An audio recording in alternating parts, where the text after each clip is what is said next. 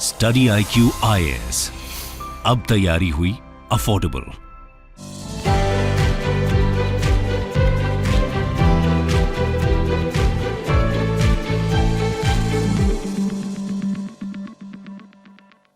नमस्कार दोस्तों आज वाराणसी के कोर्ट के द्वारा एक बहुत बड़ा फैसला आया है। लेट मी टेल यू, इतना बड़ा है कि आगे आने वाले समय में हो सकता है कि और भी कई सारे जो विवाद हैं मंदिर से रिलेटेड, मस्जिद से रिलेटेड, वो ओपन होने वाले हैं। क्योंकि ऐसा लग रहा था कि जो राम जन्मभूमि वाला केस था, जब वो खत्म हुआ तो शायद ऐसा लग रहा था कि अब देश के अंदर कोई और मस्जिद या फिर मंदिर को लेकर विवाद नहीं होगा। लेकिन मैं आपको बता दूं कि बनारस के अंदर ही, वाराणसी के अंदर ही यहां पर ज्ञानवापी मस्जिद है, ठीक है, ज्ञानवापी मस्जिद है, जिसको लेकर आपका लंबे समय से विवाद चल रहा है। जो राम जन्मभूमि वाला विवाद है, क्योंकि वो पहले चल रहा था और एक बड़ा विवाद था, जिसकी वजह से ये वाला विवाद उतना सामने नहीं आता था।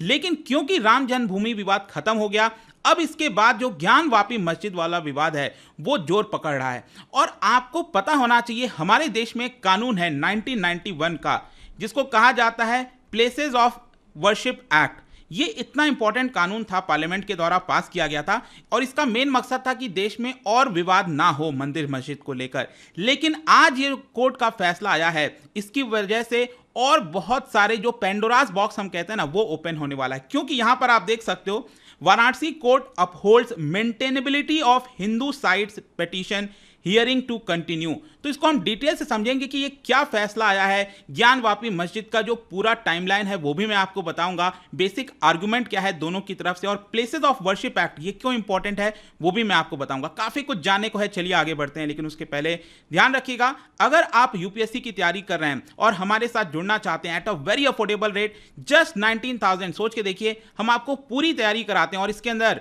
लाइव क्लासेस, क्रिस्प नोट्स मिलते हैं, आंसर राइटिंग प्रैक्टिस आपके मेंस एग्जाम के लिए, और प्रीलिम्स की पूरी तैयारी कराई जाती है, और साथ ही साथ आपको एक मेंटर दिया जाता है। कोई दिक्कत है, प्रॉब्लम है, आप अपने मेंटर से पूछ सकते हैं। आपको जस्ट इस्तेमाल करना है कोड अंकित लाइव हमारे वेबसाइट और ऐप पर जाकर, और ये कोड सिर्फ 19,000 में मिल जाएगा। इसके अलावा अगर आपको एमसीक्यूज अटेम्प्ट करना है तो मेरे इंस्टा पेज पर जाइए, वहां पर स्टोरीज में जितने भी एमसीक्यूज हैं उसको आप अटेम्प्ट कर पाएंगे।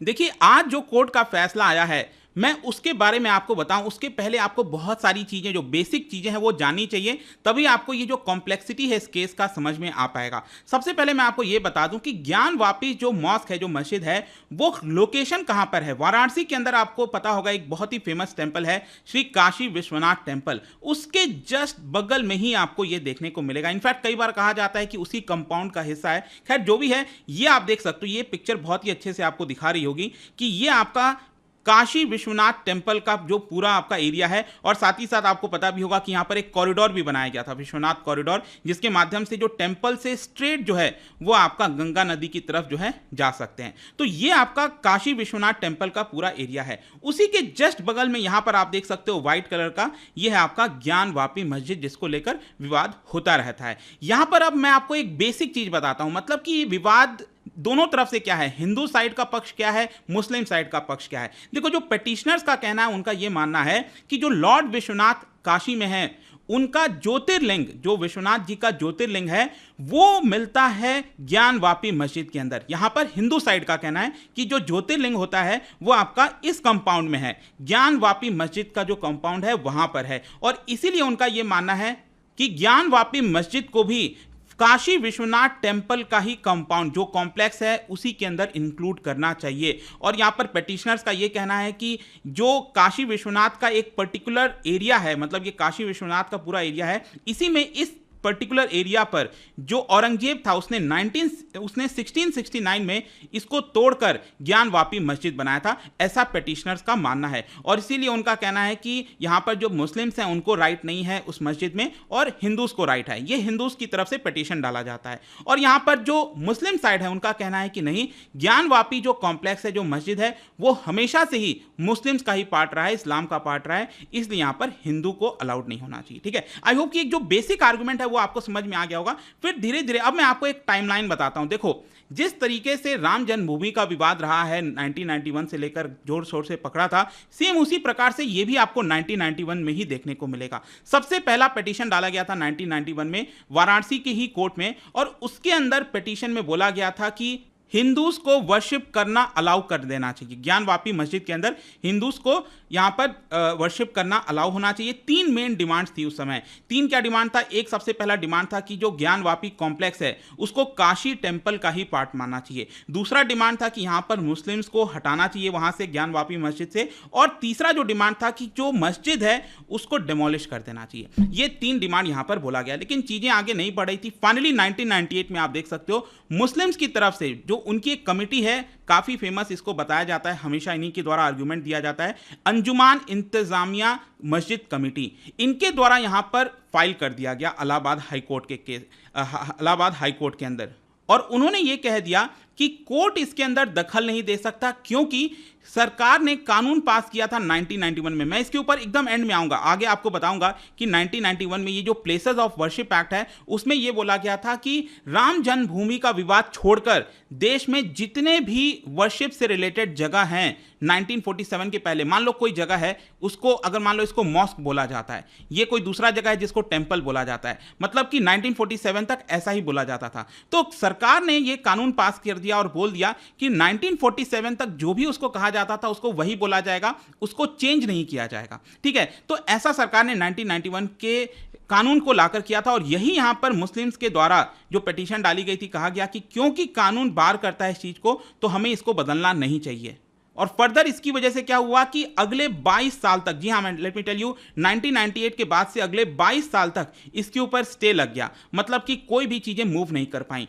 आगे चलकर 2019 में आप देख सकते हो एक और पिटीशन डाला गया और इस पिटीशन के अंदर बोला गया कि कोर्ट को ऑर्डर पास करना चाहिए कि इसका आर्कियोलॉजिकल सर्वे किया जाए, ये जो पूरा ज्ञानवापी मॉस्क कॉम्प्लेक्स है उसका आर्कियोलॉजिकल सर्वे किया जाए। फिर 2020 में वही जो कमिटी है ना, अंजुमान इंतजामिया मस्जिद कमिटी, उनके द्वारा इसको अपोज किया गया कि नहीं, सर्वे नहीं कराने देना चाहिए इसका, ये पूरी तरह से गलत होगा। अब देखिए क्या होता है कि 2020 आते आते जो 22 साल स्टे लगा था वो कंप्लीट हो जाता है और यहां पर फिर से पिटीशन डाला गया और यह बोला गया इलाहाबाद, और यह बोला गया वाराणसी के कोर्ट के अंदर कि क्योंकि अब यहां पर स्टे नहीं है तो वापस से इसके ऊपर जो सुनवाई है वो स्टार्ट होनी चाहिए। और इसी को देखते हुए 2020 के बाद से ही यहां पर 5 हिंदू वुमेन के द्वारा एक पिटीशन डाला जाता है, 5 हिंदू वुमेन के द्वारा पिटीशन डाला जाता है। और अब पिटीशन में ये जो आज का फैसला आया है ना वो इसी से रिलेटेड है, ध्यान रखिएगा। 5 हिंदू वुमेन ने पिटीशन डाला था कोर्ट के अंदर और उसके अंदर ये कहा था कि हमें ज्ञानवापी मस्जिद का जो आउटर वॉल है, ठीक है, जहां पर उसी के नजदीक जो शिवलिंग है जो भी है, तो वहां पर इस आउटर वॉल के बाहर से हमें प्रेयर करना अलाउड करना चाहिए। ठीक है, तो वुमेन चाहती हैं, यहाँ पर जो 5 वुमेन है जिन्होंने पिटीशन डाला उन्होंने कहा है कि हमें यहाँ पर अलाउ करना चाहिए कि हम यहाँ पर आउटर वॉल से ही प्रेयर कर सकें। अब देखिए यहाँ पर हुआ क्या है। अब पहले तो कोर्ट को यह डिसाइड करना था कि क्या इस पिटीशन को अलाउ किया जाए कि नहीं किया जाए। आप समझो, यहां पर 5 हिंदू वुमेन ने पिटीशन डाला है, अभी फैसला यह नहीं आया है कि उनको अलाउ करना चाहिए। ठीक है, फैसला यह नहीं है, फैसला तो अभी इस चीज पर आया है कि क्या वो पिटीशन को एक्सेप्ट करना चाहिए कि नहीं करना चाहिए, क्योंकि हिंदू वुमेन का कहना है कि हमें प्रेयर अलाउ करना चाहिए। दूसरी तरफ यहां पर जो कमिटी है मुस्लिम्स की, उनका कहना है कि नहीं, ऐसा अलाउ बिल्कुल भी नहीं करना चाहिए। तो अभी क्या हुआ है यहां पर कि कोर्ट ने, वाराणसी का जो कोर्ट है, डिस्ट्रिक्ट कोर्ट है, उन्होंने पिटीशन को एक्सेप्ट कर लिया है। मतलब कि जो मुस्लिम कमिटी के द्वारा यहां पर बोला जा रहा था कि नहीं इसको एक्सेप्ट भी नहीं करना चाहिए, वो खारिज हो गया है, लेकिन हिंदू साइड का जो पिटीशन था वो एक प्रकार से एक्सेप्ट हो गया है। तो आई होप कि अब आपको बेसिक आर्गुमेंट अब समझ में आ गया होगा कि आज एग्जैक्टली हुआ क्या है। आज कोई डिसीजन नहीं लिया गया कि यहां पर प्रेयर अलाउड होगा नहीं होगा, हिंदूज को जाना अलाउड होगा नहीं होगा, इस पे कुछ भी बहस नहीं है। अभी तो सिर्फ डिसीजन यही है कि यहां पर पिटीशन को एक्सेप्ट करना, वो अपने आप में एक बड़ी बात हो जाती है, क्योंकि अभी तक क्या है कि पिटीशन एक्सेप्ट ही नहीं हो रहा था। इनफैक्ट मैं आपको बताऊं कि जब जो 5 वुमेन के द्वारा ये जो पूरा पिटीशन फाइल किया गया था, उसी दौरान कोर्ट ने एक और काम ये किया, कोर्ट ने यह कह दिया कि यहां पर एक सर्वे हम कराएंगे, सर्वे मतलब वीडियो कैमरा के थ्रू सर्वे कराएंगे ज्ञानवापी मस्जिद के अंदर कि क्या उसके अंदर कोई शिवलिंग है कि नहीं है।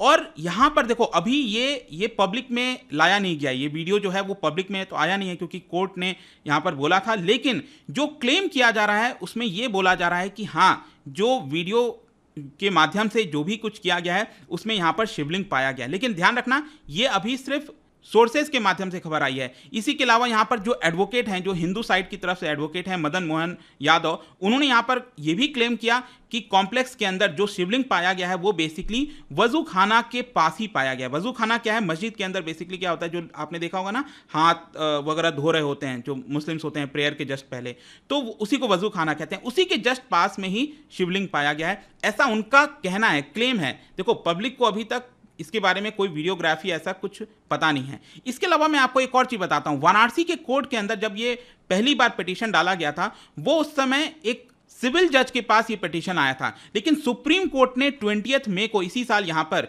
ये जो पूरा केस है उसको ट्रांसफर कर दिया डिस्ट्रिक्ट जज के पास, मतलब लोअर कोर्ट से एक हायर कोर्ट में कर दिया, क्योंकि सुप्रीम कोर्ट का कहना था कि यहां पर जो सीनियर जज हैं उनको ये केस देखना चाहिए, क्योंकि सेंसिटिविटी बहुत ज्यादा हो जाती है उस पूरे केस के अंदर। और सुप्रीम कोर्ट ने यहां पर सबसे पहले यही बोला कि जो कोर्ट है उसको तो पहले ये डिसाइड करना पड़ेगा कि क्या ये प्ली मेंटेनेबल है कि नहीं है। मेंटेनेबल मैंने आपको पहले ही बोल दिया, इसका सिंपल अर्थ है कि क्या ये इसको एक्सेप्ट किया जाएगा कि नहीं पिटीशन को, क्योंकि मॉस कमिटी का कहना था कि पिटीशन को एक्सेप्ट किया ही नहीं जा सकता, क्योंकि पार्लियामेंट ने जो कानून बनाया है। अब मैं आता हूं इस कानून के ऊपर। 1991 एक्ट, देखो नरसिम्हा राव जी की सरकार थी और उस समय नरसिम्हा राव जी के ऊपर बहुत प्रेशर था कि जिस तरह का कम्युनल वायलेंस हुआ है अयोध्या के अंदर और जो पूरी चीजें हो रही थी, बाबरी मस्जिद को तोड़ने की कोशिश की गई, वो जो भी कुछ कांड हुआ था उस समय, उसकी वजह से एक बहुत ज्यादा प्रेशर था और फाइनली पार्लियामेंट के अंदर यह कानून लाया गया जिसको बोला जाता है प्लेसेस ऑफ वर्शिप एक्ट 1991। इस एक्ट के तहत यहां पर यह कह दिया गया कि 15 अगस्त 1947 के पहले जो भी डिक्लेरेशन हुआ था, जो भी जिस जगह को अगर मस्जिद बोला जाता था, मंदिर बोला जाता था, गुरुद्वारा कुछ भी बोला जाता था, उसको वही बोला जाएगा, उसको किसी भी प्रकार से चेंज नहीं किया जा सकता। ऐसा ये कानून यहां पर सरकार लेकर आई थी। हां, उसमें एक एक्सेप्शन डाल दिया गया, बाबरी मस्जिद राम जन्मभूमि वाला डिस्प्यूट, क्योंकि वो ऑलरेडी कोर्ट के अंदर चल रहा था पूरा विवाद, तो इसलिए कह दिया गया कि ये वाला अगर हम बस छोड़ दें तो बाकी जितनी भी चीजें हैं उसको कोर्ट के अंदर नहीं ले जाए जा सकती। इसके अलावा यहां पर और भी कुछ चीजों को एक्सेप्शन बना दिया गया, जैसे कि मान लो अगर कोई साइट है जो कि आर्कियोलॉजिकल साइट्स के अंदर आता है, ancient monument and archaeological sites and remains act 1958 के तहत आता है, तो उसको भी यहां पर इसके अंदर शामिल नहीं किया जाएगा। और इसके अलावा अगर कोई भी ऐसा करने की कोशिश करता है तो उसको 3 साल की सजा हो सकती है, फाइन भी लगाया जा सकता है। ये सारी चीजें कानून के अंदर बोली गई थी और इसीलिए मैं कह रहा हूं कि आज ये जो हुआ है, आज बेसिकली क्या हुआ है, अगेन वाराणसी के कोर्ट ने इसको एक्सेप्ट कर लिया है। जो ज्ञानवापी मस्जिद का पूरा विवाद है उसको एक प्रकार से एक्सेप्ट कर लिया। अब इसके ऊपर आगे सुनवाई होगी, डेट्स निकलेंगे और अगेन जिस तरह से पूरा बाबरी मस्जिद वाला पूरा चला था कोर्ट के अंदर लंबे समय तक, अब यही है कि इसके ऊपर भी आगे अब चलने वाला है। अब देखना होगा इसको लेकर क्या और भी कई विवाद आते हैं। मथुरा में भी टेंपल को लेकर कुछ विवाद है, बहुत सी चीजें हैं एंड देखा जाए। आई जस्ट होप कि जो कम्युनल जो चीजें हैं वो देश के अंदर ना हो, बट अगेन यहां पर जो डिसीजन आया है काफी चौंकाने वाला है। अब देखना होगा कि एग्जैक्टली किस तरह से चीजें बढ़ती हैं। जाने से पहले एक इंटरेस्टिंग क्वेश्चन आपके लिए, क्या बता सकते हो right of property, right to property पहले आपको पता है था हमारे फंडामेंटल राइट्स के अंदर, लेकिन उसको हटा दिया गया था। कौन से सरकार के रूल के दौरान इसको हटाया गया था, क्या आप बता सकते हैं? इसका राइट आंसर आपको पता ही है, मेरे इंस्टाग्राम पर तो मिलेगा ही। वहां पर अगर आप नहीं हो कोई बात नहीं, टेलीग्राम से भी ले सकते हैं इसका सही उत्तर। मैं कई सारे जो एमसीक्यूज हैं वो यहां पर स्टोरीज में डालता रहता हूं। बाकी अगर आपको पीडीएफ चाहिए तो टेलीग्राम पर आइए, अलग अलग सोशल मीडिया पर आप जुड़ पाओगे। और जैसा मैंने बताया यूपीएससी की तैयारी अब आप कर सकते हैं at a very affordable rate. Just use the code Ankit live हमारे वेबसाइट और ऐप पे जाके, और आपको ये पूरा कोर्स मिल जाएगा। आई होप की वीडियो आपको पसंद आया होगा। मिलता हूं आपसे next time. Till then thank you very much, see you soon. Study IQ IAS, अब तैयारी हुई अफोर्डेबल।